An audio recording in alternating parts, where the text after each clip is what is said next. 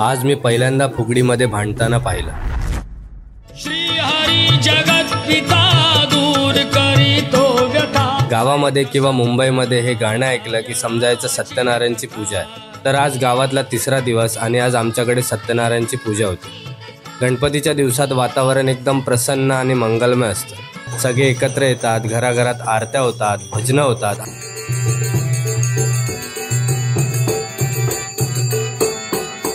आणि पारंपरिक फुगड्या होतात।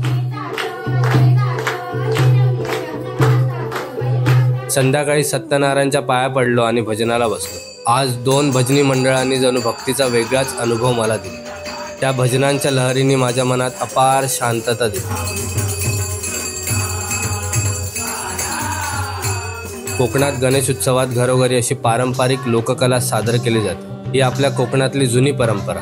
फुगडीमध्ये लहान मुलींपासून ते वयस्कर सगळ्याच बायका एकत्र जमतात। हातात हात गुंफून गोल गोल फिरत गाण्यांच्या तालावर फुगडी घालायला लागतात। कधी जोडीने, कधी समूहाने, तर कधी सगळ्यांनी एकाच वेळी गाण्यांच्या लयीत ताल धरतात। आमच्या घरच्या बायकांनी सुद्धा त्यांच्या तालात ताल धरला आणि फुगड्या खेळल्या। माझ्यासाठी हा क्षण फक्त नृत्य नव्हता, तो होता आपल्या संस्कृतीचा श्वास, आपल्या परंपरेचा ठसा आणि भक्तीचा खरा आनंद।